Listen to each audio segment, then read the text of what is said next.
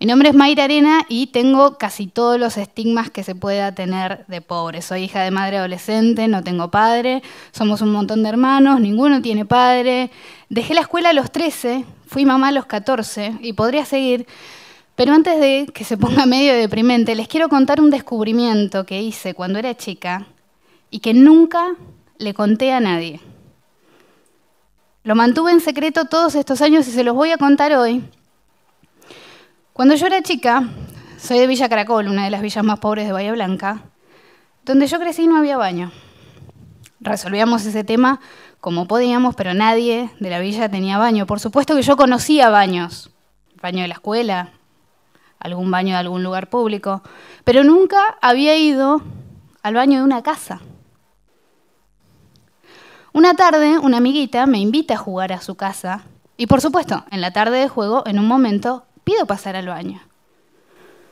Cuando paso, mi sorpresa, digo, tienen 2 inodoros. ¿Por qué en una casa tienen 2 inodoros? Digo, ¿es uno para los grandes y otro para los chicos? ¿Es uno para las mujeres y otro para los varones? Me pongo a mirarlos bien y descubro que el segundo inodoro no tiene pozo, sino esta chapita de desagüe. Entonces digo, ese es el inodoro del pis. El secreto que les quería contar es que durante años hice pis en el bidet de mi amiga. Y lo que no les voy a contar es hasta qué edad seguí creyendo que ese era el inodoro del pis. Ese es un secreto que morirá conmigo. Pero volviendo al tema de qué tenemos los pobres en la cabeza, uno se empieza a dar cuenta que es pobre más que nada cuando entra en el sistema escolar. Yo me acuerdo cuando empecé el colegio, todos mis compañeritos tenían los útiles de los dibujitos que les gustaban y yo ahí con mis útiles del Estado. Yo me acuerdo, yo tenía una cartuchera del Hombre Araña y una carpeta de motos. Y mis compañeritas, en su inocencia, venían y me decían, ¡ay, esas son cosas de varón! Y yo les decía, sí, me encantan las cosas de varón. Y al rato, a esa que me decía que mis cosas eran de varón, iba y le agarraba de los pelos. La maestra no entendía nada. La realidad es que la violencia empieza a ser una forma de vengarse de los demás por todo eso que ellos tienen y vos no. Pero además, incorporamos erróneamente la idea de que cuando somos violentos nos tienen otro respeto. Porque cuando uno empieza a ser violenta, te dejan de preguntar por qué tenés las zapatillas rotas, por qué tu mochila es tan vieja, por qué nunca traes lo que pide el aceño, por qué tus útiles son de varón. Y como no tengo fotos de mis útiles, y como casi no hay fotos de cuando era chica, tengo para mostrarles mi disfraz de la época colonial, que es un papel celofán cortado en tiritas. Y esta foto la pude recuperar gracias a que al día de hoy sigo siendo amiga del caballero del medio. Y después mucha gente se pregunta qué tenemos en la cabeza cuando nos ve en la juventud, en la adolescencia, usar unas zapatillas que cuestan una fortuna. Y la gente dice, ¿por qué usan esas zapatillas? ¿Con qué necesidad? Fluorescentes, gigantes. La realidad es que después de tantos años, con zapatillas encontradas en la basura o rescatadas de algún lado, con útiles del Estado, con ropa heredada del primo, con camperas donadas de la iglesia o de algún vecino, después de tantos años de todo eso, el día que te podés comprar un par de zapatillas no te alcanza con poder comprártelo. Se tiene que notar que te la compraste. Y sentimos que así van a pensar que no somos tan pobres. Nos sentimos mucho menos pobres con esas zapatillas. Sentimos que así nadie se va a dar cuenta ya, todos los años que pasamos con zapatillas encontradas en la basura. Pero además de que usamos estas zapatillas traídas de otro planeta y de que somos violentos porque creemos que así nos van a respetar o que así nos vengamos de todo lo que tienen los otros, además somos vagos. No sé si alguna vez tuvieron un albañil laburando en su casa, pero yo les puedo asegurar que el tipo el lunes no aparece. La gente dice, ¿por qué? ¿Por qué no trabajan? ¿No nos gusta trabajar? ¿Vivimos de planes? Como muchos dicen. Antes no había planes y éramos igual. La realidad es que esto viene marcado desde la infancia y hay una diferencia muy grande con la que yo insisto siempre, y es que no es lo mismo la pobreza estructural que la pobreza esporádica. La pobreza esporádica la han conocido la mayoría de los argentinos. Es cuando el jefe o jefa de familia se quedó sin trabajo, se conocieron los fideos blancos, se empezó a caminar en vez de andar en auto y se sobrevivió, pero siempre tuvieron a sus padres trabajando todos los días o saliendo a buscar laburo todos los días y sobre todas las cosas mandándolos a la escuela todos los días. Los que crecemos en la pobreza estructural, los que crecemos en los márgenes de la sociedad, vamos a la escuela cuando podemos, cuando se puede. Jamás nadie nos enseña que hay que cumplir algo de lunes a viernes, jamás adquirimos la costumbre de madrugar todos los días. Y como ustedes saben, todo lo que uno no aprende de chico es muy difícil incorporarlo de grande. Y después ocurre que los empleadores te dicen, no, contrata un pibe, no viene nunca, siempre le pasa algo, pierde el colectivo. Y uno dice, ¿por qué?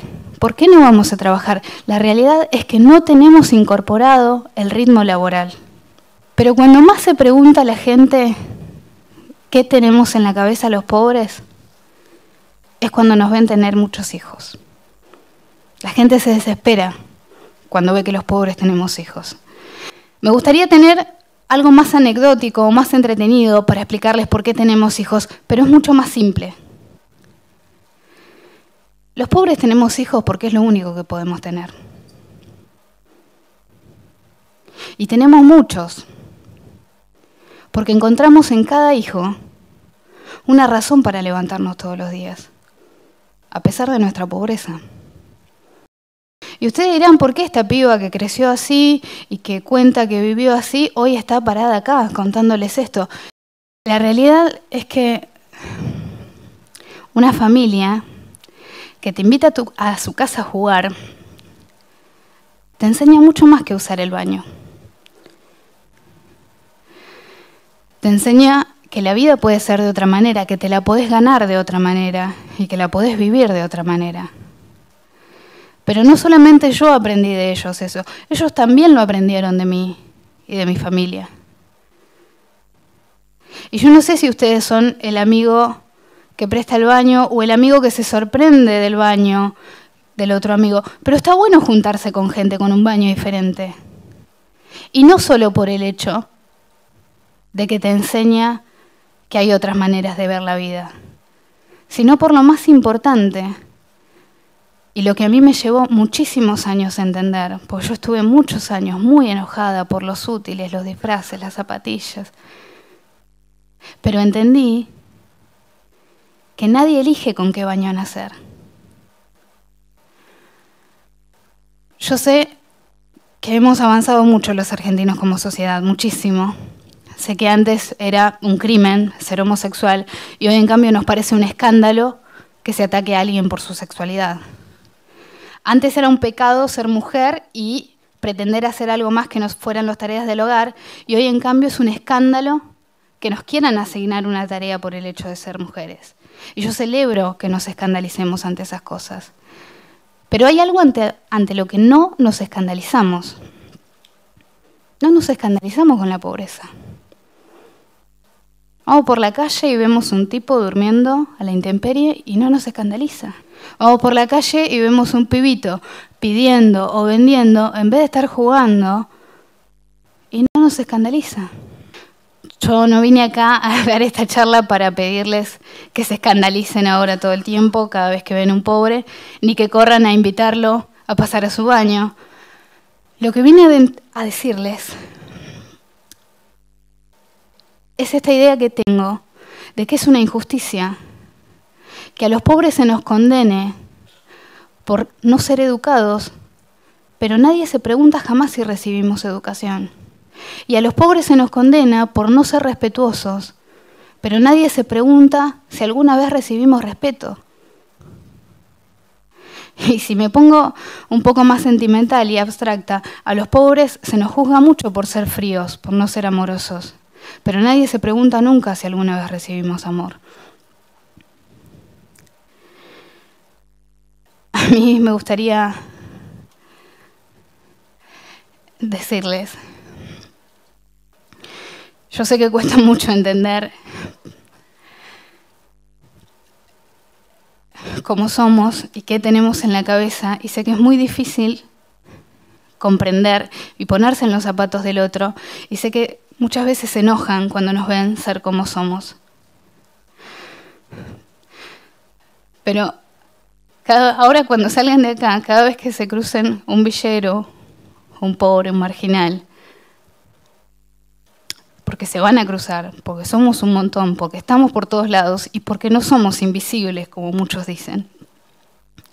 Pero cuando se lo crucen, antes de enojarse, antes de preguntarse qué tienen estos tipos en la cabeza, me gustaría que piensen, si se hubieran enojado con una nena que les hizo pis el bidet porque nunca había visto un baño.